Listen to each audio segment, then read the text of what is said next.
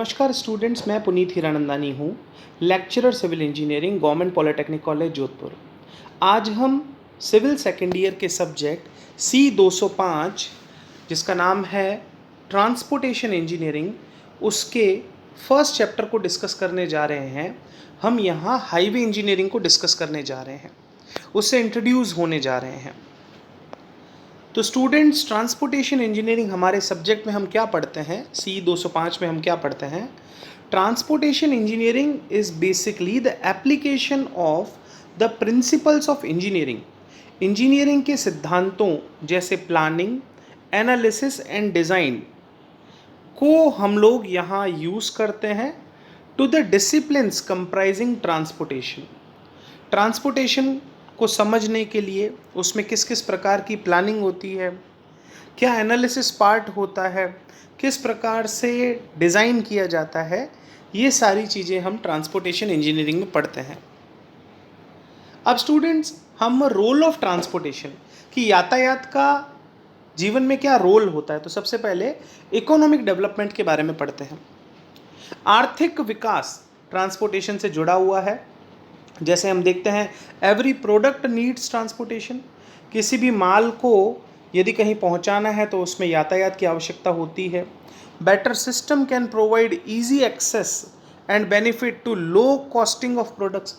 हमें किसी भी माल की यदि कॉस्ट को रिड्यूस करना है तो अगर अच्छा यातायात संसाधन होगा, अच्छी सड़कें होंगी, अच्छे यातायात के साधन उपलब्ध होंगे, तो ऑब्वियसली जो कॉस्ट किसी भी प्रोडक्ट की होती है वो रिड्यूस हो सकेगी।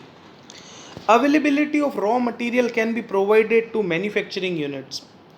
जो भी मैन्युफैक्चरिंग यूनिट्स होती हैं वहाँ तक सुगमता से माल यातायात के साधनों से ही पहुँचाया जा सकता है।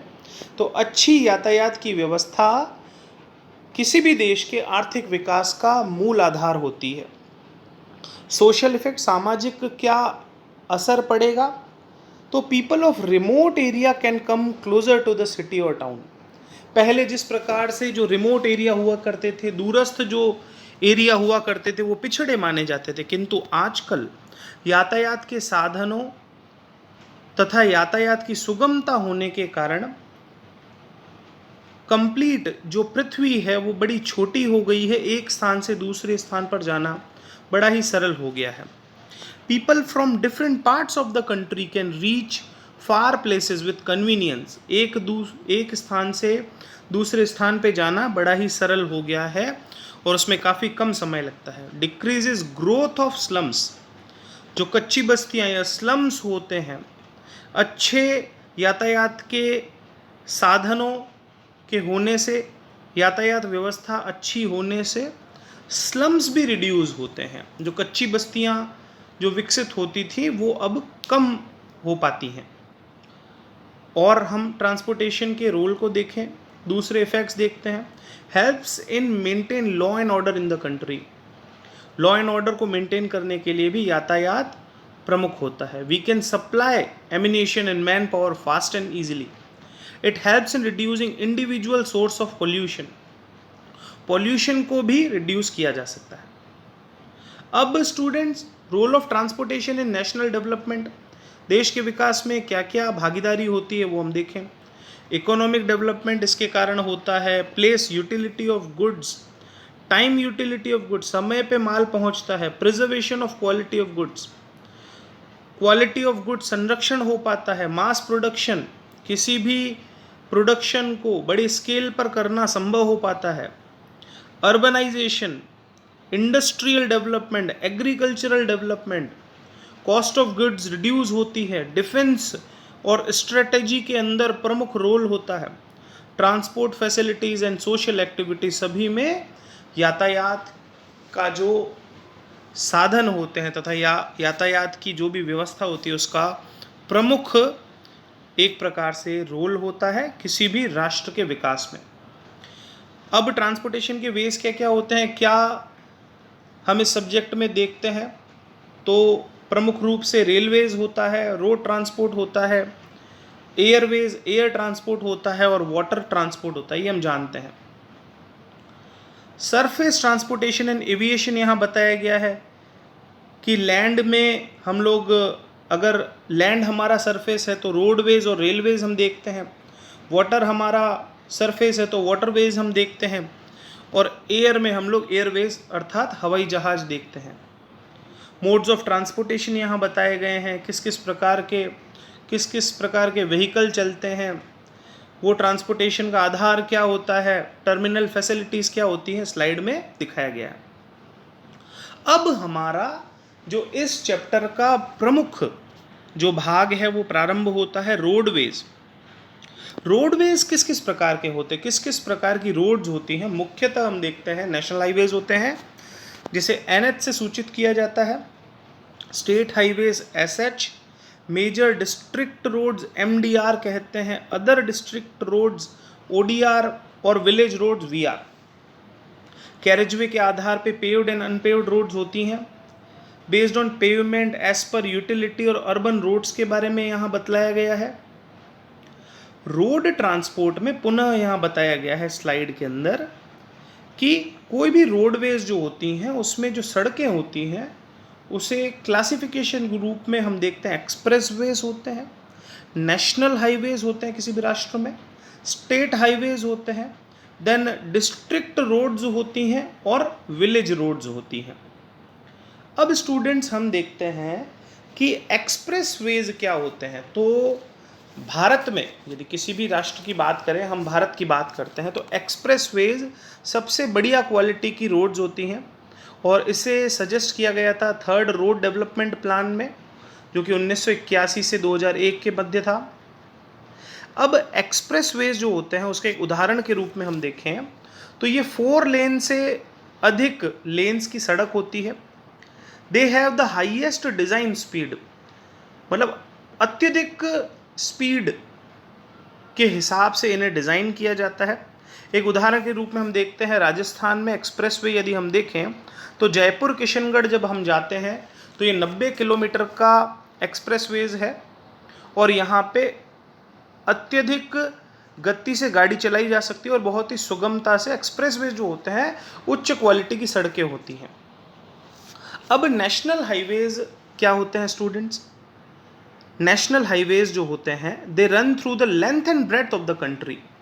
दे connect national capital of all state capitals, major cities, towns, border areas.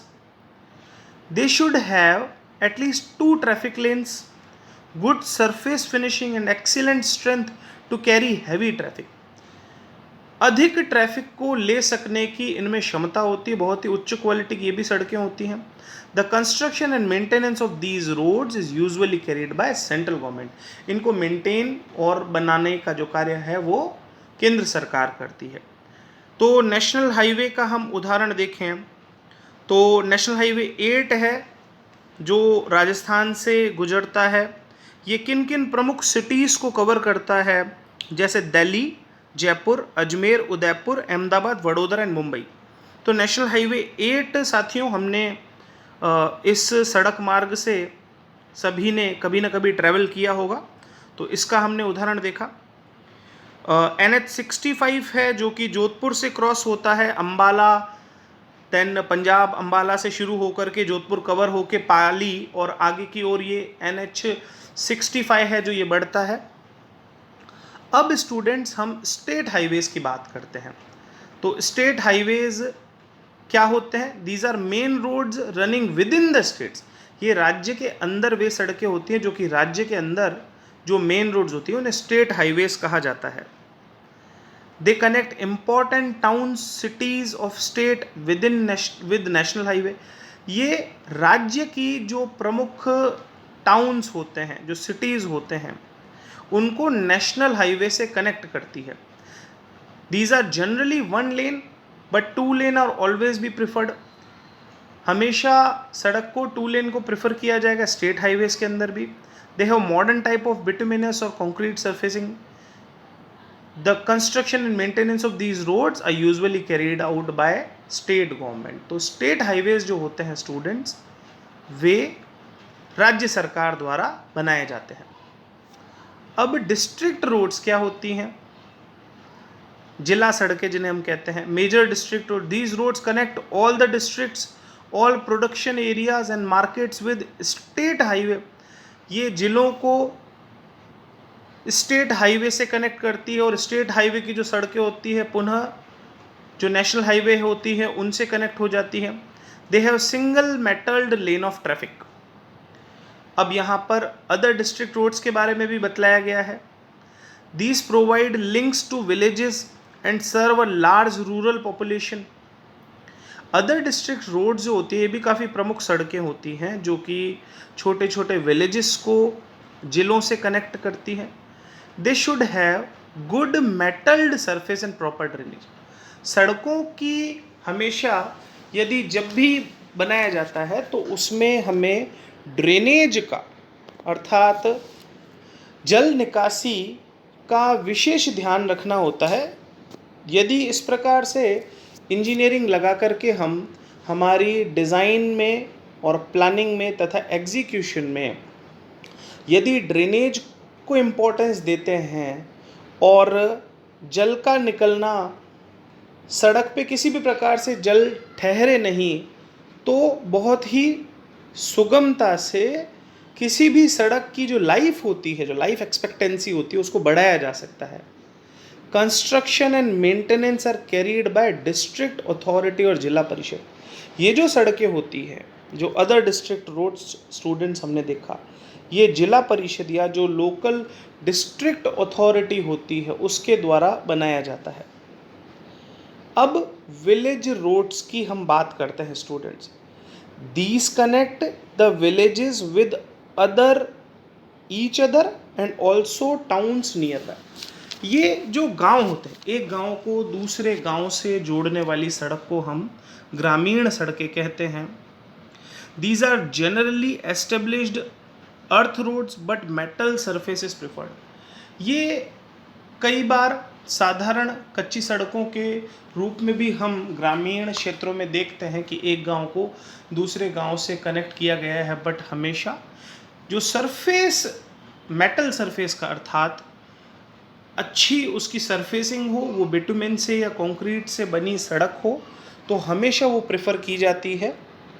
The construction and maintenance is carried by local district, जो इनके बोर्ड होते हैं कोई भी ग्रामीण क्षेत्र में, उनके द्वारा इनकी देखभाल की जाती है। तो स्टूडेंट्स, हमने ये जो चैप्टर है इसमें अभी मुख्य रूप से किस किस प्रकार की सड़कें होती हैं उसका एक ओवरव्यू लिया। तो सड़कों के अंदर हमने अगर वापस देखें तो सबसे पहले एक्सप्रेस वेज को देखा। राजस्थान में हमने इसके उदाहरण के रूप में जो जयपुर किशनगढ़ का एक्सप्रेस वे है उसको देखा। ये 90 किलोमीटर का एक्सप्रेस वे है और ये उच्च क्वालिटी का एक्सप्रेस वे होता है। एक और एक्सप्रेस वे अभी कुछ समय पूर्व आगरा और लखनऊ के बीच में बना है और यह एक्सप्रेसवे भी बहुत ही इम्पॉर्टेंट, इंडिया के बहुत ही इम्पॉर्टेंट एक्सप्रेसवेज में काउंट होता है। इसकी डिज़ाइन स्पीड बहुत ज़्यादा है। एक्सप्रेसवे स्टूडेंट्स, वापस से हम लोग इसको देखें तो 4 लेन से ज़्यादा, 4 लेन्स, एटलीस्ट 4 लेन्स और 4 लेन से ज़्यादा लेन्स की एक सड़क होती है जिसकी डिज़ाइन स्पीड बहुत ज़्यादा होती है। बहुत ही उच्च क्वालिटी की ये सड़क होती है। भारत में कई सारे एक्सप्रेसवेज अब नियमित रूप से बनाए जा रहे हैं। तो इंजीनियरिंग, एक इंजीनियर का इसमें बहुत ही प्रमुख रोल हो जाता है। उसके बाद स्टूडेंट्स, हमने एक्सप्रेसवे के बाद में नेशनल हाईवेज देखे जो कि प्रमुख, देश की प्रमुख जो सिटीज़ होती हैं उनको ये नेशनल हाईवे कनेक्ट करता है। इन नेशनल हाईवे से कनेक्शन से एक तो व्यक्तियों का एक स्थान से दूसरे स्थान पर पहुंच पाना बड़ा ही आसान हो जाता है तथा जो गुड्स कैरिएज होता है, माल का आदान प्रदान होता है, वह भी बहुत ही ज़्यादा सरल हो जाता है। तो इससे किसी भी चीज़ की, कोई भी माल है उसकी क्वालिटी मेंटेन रह पाती है, उसकी कॉस्ट काफ़ी रिड्यूस हो जाती है। तो नेशनल हाईवेज़ का देश के आर्थिक विकास में तथा सामाजिक विकास में बहुत ही इम्पोर्टेंट रोल है। उसके बाद में स्टूडेंट्स, हमने स्टेट हाईवेज़ के बारे में देखा। ये state highways with in the state होते हैं, जो प्रमुख सिटीज़ होती हैं उनको कनेक्ट करते हैं, और वो जो प्रमुख सिटीज़ कनेक्ट होते हुए ये जो सड़कें होती हैं वापस फिर ये नेशनल हाईवे से मिल जाती है। स्टेट हाईवेज़ के भी हमने कई सारे उदाहरण देखे। उसके बाद में हमने डिस्ट्रिक्ट रोड्स के बारे में देखा। डिस्ट्रिक्ट रोड्स भी अच्छी क्वालिटी की सड़कें होती हैं जो कि एक ज़िले को दूसरे ज़िले से जोड़ती हैं। उसके बाद में हमने अदर डिस्ट्रिक्ट रोड्स देखा और अंत में हमने विलेज रोड्स देखा। तो यहाँ पर किसी भी जो सड़क का निर्माण हो रहा है वो किस क्वालिटी का होगा, किस मटेरियल को उसमें यूज़ किया जाएगा, कैसी उसकी डिज़ाइन की जाएगी, किस प्रकार की उसकी प्लानिंग होगी, तो इन सभी का आधार, जो मूल आधार होता है वो उसकी उपयोगिता होती है। एज ए इंजीनियर, हमारा एक इंजीनियर के रूप में ये दायित्व होता है स्टूडेंट, क्योंकि आगे जाके हमें ही इस रोल को प्ले करना है। तो एक अच्छे इंजीनियर का यही रोल होता है कि वो अच्छी प्लानिंग से, अच्छी एनालिसिस से और अच्छी डिज़ाइन से किसी भी सड़क को बनाए, उसमें प्रॉपर ड्रेनेज रखे, उसकी क्वालिटी बहुत ही उच्चतम रखे, जिससे वह उसकी जो लाइफ होती है वो काफ़ी अच्छे से इंक्रीज़ हो जाए। तो आशा है स्टूडेंट्स आपको ये जो चैप्टर है इसका ओवरव्यू अच्छे से समझ आया होगा। तो आपको धन्यवाद अच्छे से लेक्चर को सुनने के लिए। अगले लेक्चर में मिलते हैं। Thank you.